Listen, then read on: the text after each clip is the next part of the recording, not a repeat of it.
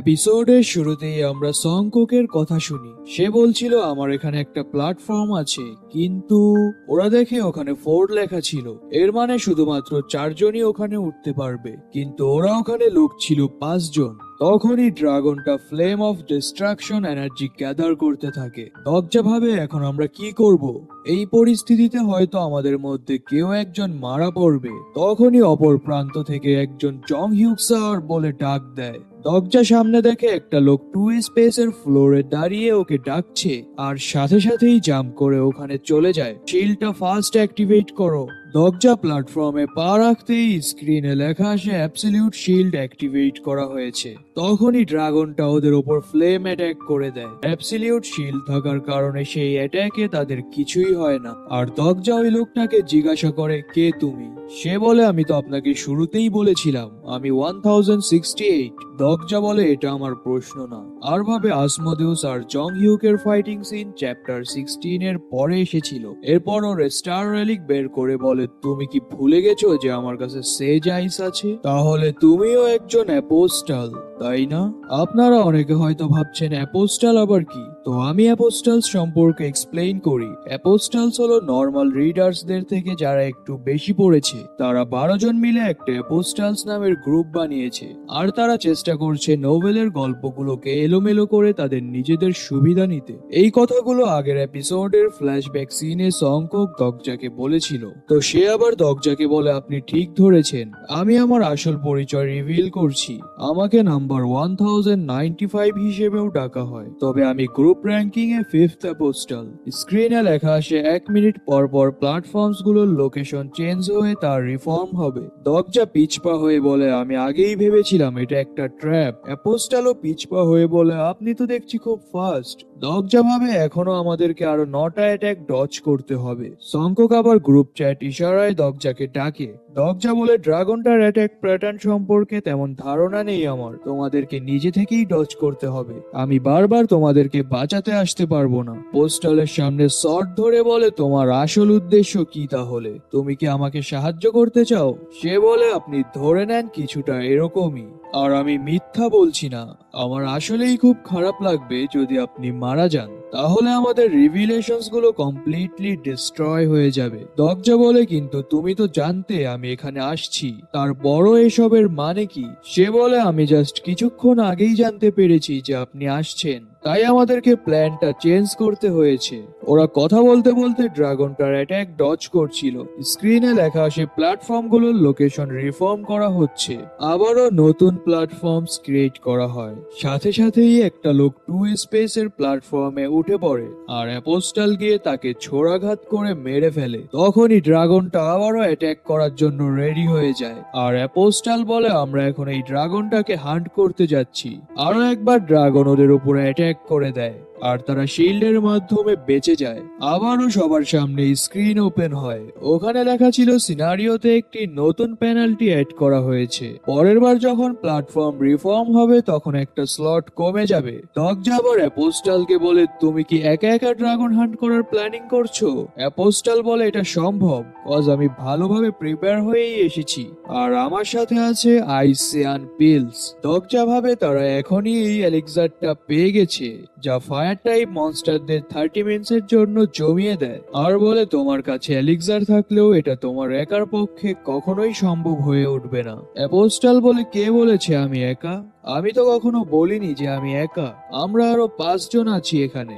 দরজা দেখে অ্যাপোস্টাল সহ ওখানে থাকা আরো 5 জনের বডি থেকে আইস অরা রিলিজ হচ্ছিল। অ্যাপোস্টাল বলে, কিছু মানুষ আরো অ্যাড করলেও আমরা ড্রাগনটাকে সামাল দিতে পারবো না, তাই আপনাকে আমাদের হেল্প করতে হবে। দরজা বলে, যদি আমি মানা করি তাহলে? অ্যাপোস্টাল বলে, তাহলে বেশির চেয়ে বেশি আর কি হবে, আপনার সমস্ত পার্টি মেম্বার্সরা মারা যাবে, দ্যাটস ইট। দরজা বলে, তোমার কি মনে হয় আমি আমার পার্টির কেয়ার করি? অ্যাপোস্টাল বলে, যেমনটা পড়েছিলাম আপনার পার্সোনালিটি সেম ওরকমই আছে, বাট একটু কেয়ারফুলি ভেবে দেখেন, কারণ এখন আপনার হোম বেস আমাদের হাতে। এটা শুনে তো দরজা অবাক হয়ে যায়, আর বলে, কি? সে বলে, অ্যাডমিরাল লিজিহি আর একটা আশ্চর্য পাওয়ার সম্পর্কিত ছেলে, সাথে 10 জন ভিলেনের মধ্যে একজন। এরা আপনার পার্টি মেম্বার্স, তাই না? যদিও যেই রিভিলেশনস আমরা পড়েছিলাম ওখানে অন্যরকম ছিল। হোয়াট এভার, যদি তারা সবাই এখন মারা যায় তাহলে আপনার কি মনে হয় না আপনি তাদেরকে ছাড়া সামনে আগাতে আপনার প্রচুর প্রবলেমস ফেস করতে হবে? আপনি কি চুংমোরো স্টেশন লুজ করে আসলেই ভালো থাকবেন? দরজা ভাবে এই বাস্টার্ডের সাহস দেখে তো আমি অবাক হচ্ছি যে তারা চুংমোরোতে অ্যাটাক করার প্ল্যানিং করেছে। অ্যাপোস্টাল আবারও ড্রাগনের অ্যাটাক ডজ করতে করতে বলে, আমাদের গ্রুপ রুলার অলরেডি 10টা স্টেশন দখল করে রুলার্স পাথ কমপ্লিট করে ফেলেছে। আপনার কি মনে হয় না একজন রুলারের পাওয়ার আর আপনার পাওয়ারে কি রকম ডিফারেন্স থাকতে পারে? তাহলে এই ব্যাটেলের আউটকাম তো ডিসাইড হয়েই গেছে, আর আমাদের রুলার আপনার ডিসিশনের জন্য চুংমোরোর ফ্ল্যাগ পোস্টের সামনে অপেক্ষা করছে। দরজা বলে, কে তোমাদের রুলার আর তার গেট অফ কত? অ্যাপোস্টাল বলে, সে আসলে এরকম লোকেদের ঘৃণা করে যাদের কাছে গেট অফ অ্যাট্রিবিউট আছে। সে এমন একজন যে কমপ্লিট নোভেলটা পড়েছে আর সে আপনার পাস্ট এন্ড ফিউচার সম্পর্কে ভালোভাবেই জানে। এটা বলেই একটা টু প্ল্যাটফর্মের স্লটে পা রাখে, কিন্তু দরজা ওখানেই থেমে যায় আর কিছু একটা ভাবে। তখনই ড্রাগনটাও ফায়ার করার জন্য এনার্জি গ্যাদার করে ফেলে। অ্যাপোস্টাল বলে, চং হিউক স্যার, কি করছেন আপনি? আপনাকে আরো এক কদম আগাতে হবে। হিউনও দরজাকে গ্রুপ চ্যাটের মাধ্যমে ডাকে। দরজা রিপ্লাই বলে, আমার ব্যাপারে ভেবো না তোমরা, আর তোমাদের জায়গা থেকে তো ভুলেও নড়বে না, ঠিক আছে? এরপর অ্যাপোস্টালের উদ্দেশ্যে বলে, তুমি হয়তো আমার স্টিগমা সম্পর্কে ভুলে গেছো আর ভাবে আমার মতো আরো একজন রিডার যে ফুল নোভেলটা পড়েছে। এটা শুনে আমার জাস্ট হাসি পাচ্ছে। আমি মৃত্যুকে ভয় পাই না। এটা বলেই ড্রাগনটার দিকে আগাতে থাকে। অ্যাপোস্টাল বলে, জং হিউক স্যার, ফিরে আসেন, আপনি এরকমটা করতে পারেন না। দরজা বলে, এসব তো সবে মাত্র শুরু হলো। আমি তো ভাবছি আমি যখন আবারও রিগ্রেসড হব তখনও কি তোমাদের এক্সিস্টেন্স থাকবে, নাকি তোমরা প্যারালাল ইউনিভার্সের টাইম লোপে ফেসে থাকবে? তোমরা যদি আসলেই ফুল রিভিলেশনসটা পড়ে থাকো তাহলে তো উত্তরটা তোমাদের জানার কথা। অ্যাপোস্টাল চিৎকার করে বলে, না জং হিউক, থামো। দরজা তার ফাস্ট এজিলিটির সাহায্যে ড্রাগনটার দিকে ছুটতে থাকে। ড্রাগনও একই সময় ফায়ার করে দেয়। দরজা কোন রকম ফায়ারটা ডজ করে ড্রাগনের পিছে চলে যায় আর ভাবে আঙ্গুক স্টেশনের ফ্ল্যাগ পোস্টটা তো এখানেই থাকার কথা ছিল। আর সামনেই ফ্ল্যাগ পোস্টটা দেখে একটা জাম্প করে তার ফ্ল্যাগটা ফ্ল্যাগ পোস্টে বসিয়ে দেয়। স্ক্রিনে লেখা আসে, আপনি আঙ্গুক স্টেশন দখল করেছেন। আপনার দখলে বর্তমানে 10টি স্টেশন আছে। আপনি রুলার্স পাথ সিনারিও কমপ্লিট করেছেন আর আপনি দীর্ঘ সময় যাবত যেই পথে হাঁটছেন তা অনুযায়ী আপনাকে একটা রুলার্স টাইটেল নিতে হবে। 1 arrogant king of hypnosis, 2 king of a solid test, 3 king of no killing. দরজা একটা টাইটেল দেখে অবাক হয়ে যায় আর বলে, কিং অফ নো কিলিং? আমরা দেখি ড্রাগনটার ডিস্ট্রাকশন ফ্লেমে অ্যাপোস্টাল জ্বলে রাখ হয়ে যায়। আর দরজা বলে, বাচ্চা, তোমার কেয়ারফুল থাকা উচিত ছিল, কজ তোমার কাছে শুধুমাত্র একটাই লাইফ আছে। তখনই ড্রাগনটা দরজার দিকে ঘুরে এক্সট্রিম ফ্লেম রিলিজ করে। হিউন চিৎকার করে বলে, দরজা কি হলো, আপনি ডজ করছেন না কেন? আমরা দেখি দরজা ড্রাগনের ফ্লেমে জ্বলতে শুরু করে আর হায়ুংসং ও হিউন পাগলের মতো দরজাকে ডাকতে থাকে, কিন্তু ফ্লেমের মাঝেও আমরা দরজার মুখে একটা হাসি দেখতে পাই আর দরজাও পুরোপুরি জ্বলে রাখ হয়ে যায়। স্ক্রিনে লেখা আসে, আপনি মারা গেছেন। তো এরই সাথে আজকের এই এপিসোডটা এখানেই শেষ হয়ে যায়। নো ব্রো, দরজা মরে গেল, এপিসোড এখানেই শেষ করে দিব, এটা হয় নাকি? স্ক্রিনে লেখা আসে, কিং অফ নো কিলিং এর প্রিভিলেজেস অ্যাক্টিভেট করা হয়েছে। আমরা দরজাকে তার কনসিয়াসনেস এর ভেতরে দেখি। সে চিৎকার করে উঠে বসে আর বলে, জ্বলে পুড়ে রাখ হওয়া এটা সবচেয়ে কষ্টদায়ক মৃত্যু, যেটা আমি দ্বিতীয়বার ইম্যাজিনও করতে চাই না, আর আমি একটু আগে ওভাবেই মারা গেছি। স্ক্রিনে লেখা আসে, স্কিল ফোর্থ ওয়াল আপনার কিছুটা মানসিক আঘাত কমিয়ে দিয়েছে। দরজা ভাবে, এটা কিসের ওয়াল যা আমাকে সর্বদাই প্রোটেক্ট করে? আর উঠে ভাবে, এখন এসব ভাবার সময় না। আমি তো কিং অফ নো কিলিং টাইটেলটা পেয়েছিলাম, তাহলে এখন আমাকে যেতে হবে। আর এটা এমন একটা টাইটেল যা শুধুমাত্র তখনই পাওয়া যায় যখন কেউ মানুষদের হত্যা না করে রুলার্স পাথ কমপ্লিট করে। The king of no killing. ধন্যবাদ এটার প্রিভিলেজের যার দরুন আমি কিছু সময়ের মধ্যেই আমার বডিতে আবারও ব্যাক করতে পারবো। স্ক্রিনে লেখা আসে কিং অফ নো কিলিং এর প্রিভিলেজ গুলো সাময়িক সময়ের জন্য ডিলাই করে দেওয়া হয়েছে, কারণ স্কিল ফোর্থ ওয়ালের সাথে তার একটা ক্ল্যাশ হয়েছে। দরজা ভাবে স্কিল ক্ল্যাশ এরর। ওখানে শো করছিল আপনার মৃত্যু হয়, আপনার কনসিয়াসনেস কে বডি থেকে ফ্রি করা হয়েছে, skill omniscient readers view point level 3 activate করা হয়েছে। তখনই ওর কিছু একটা হতে আরম্ভ করে আর ও ভ্যানিশ হয়ে যায়। সিন চুংমোরো স্টেশনে শিফট হয়। আমরা গংপিল্ডুকে দেখি, যার কোলে মাথা রেখে ছোট্ট কিলিয়ং ঘুমাচ্ছিল। গংপিল্ডু বলে, ধ্যাত, আমি জানি না আমি ওর খেয়াল কেন রাখছি। এরপর ঘুমন্ত গিলিয়ংকে দেখে তার অতীতের কথা মনে পড়ে যায়, যেখানে তার ছেলে মেয়েরা তাকে বলছিল, বাবা তুমি আর কতদিন জমি নিয়ে পড়ে থাকবে, আমাদের ব্যাপারেও তো একবার ভাবো। গংপিল্ডু এগুলো ভাবছিলই, সাংহা তার কাছে এসে বলে, বিষয়টা আশ্চর্যজনক হলেও আপনাকে তার সাথে দেখে আমার খুবই ভালো লাগছে। পিল্ডু বলে, চুপ করো আর দ্রুত এই ছেলেটাকে সরাও আমার কোল থেকে। সাংহা বলে, আমি তো দেখলাম একটু আগে আপনি গিলিয়ং এর দিকে তাকিয়ে মুচকি হাসি দিচ্ছিলেন, আর আপনি তো চুংমোরোর ম্যাগনেট হিসেবে পরিচিত। অতীতে কি পরিমাণে জমি ছিল আপনার কাছে? পিল্ডু বলে, অতটাও না, সবার কাছে যতটা জমি থাকে আমার কাছেও ততটাই ছিল। সাংহা বলে, তারপরও আপনি একমাত্র ব্যক্তি যার কাছে ল্যান্ডলর্ড অ্যাট্রিবিউট আছে। আপনার অ্যালায়েন্সের অনেক মেম্বারসদের কাছেই জমি আছে, কিন্তু তারা তো কেউই এই অ্যাট্রিবিউটটা পেল না। ওরা কথা বলছিলই, হঠাৎ আমরা ওখানে দগজার আত্মাকে দেখি। এটা দেখে তো দগজা নিজেও অবাক হয়ে যায় যে কি, হঠাৎ করে আমার সোল চুংমুরোতে কিভাবে চলে আসলো? এটা কি অমনিশন রিডার্স ভিউ পয়েন্টের প্রভাব?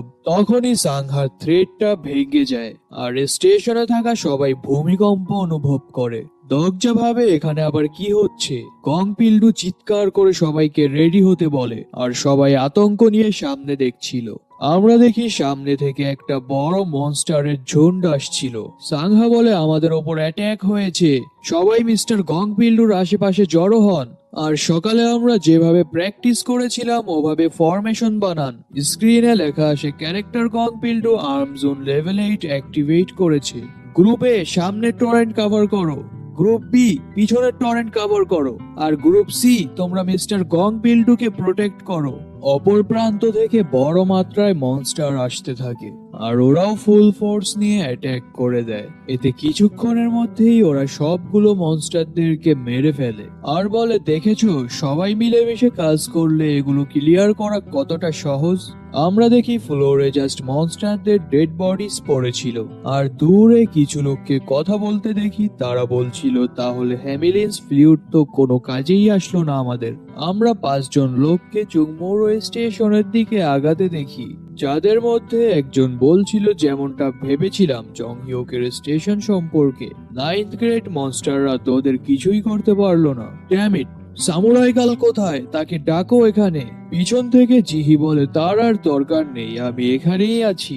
আর সামনে আগাতে আগাতে বলে, তো তোমাদের সবার ফেসগুলো ছুলতে হবে মনে হচ্ছে আমার।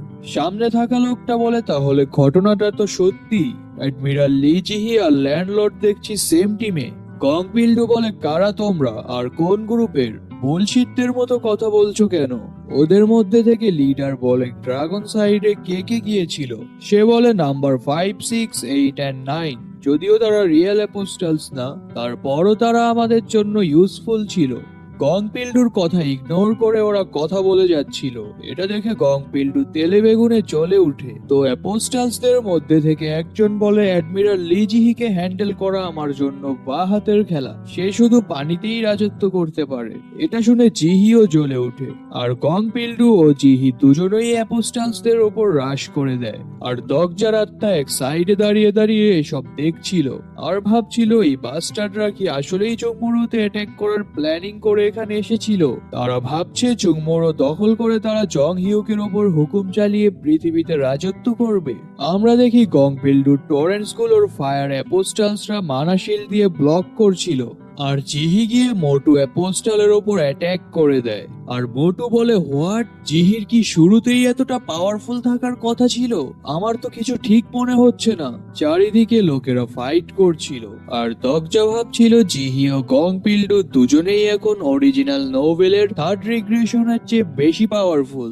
আমরা অ্যাপোস্টালসদের গ্রুপ লিডারকে দেখি, সে কিছু একটা বের করছিল। দগজা তাকে দেখে ভাবে ওটা তো একটা ডিস্ট্রাকটিভ মানা বম। আমরা দেখি লিডার গং পিল্ডুর দিকে মানা বম ছুঁড়ে মারে আর বুম, বড় একটা ব্লাস্ট হয়। সবাই এখানে ওখানে ছিটকে পড়ে। আমরা জিহিকে দেখি ব্লাস্টের প্রবণতায় সেও ব্যাডলি ইনজার্ড হয়ে যায় আর স্টেশনে থাকা বাকি লোকেরাও এতে ইনজার্ড হয়ে দূরে ছিটকে পড়ে। দগজা লিডারকে দেখে ভাবে এটাই তাহলে সেই বাস্টার্ড।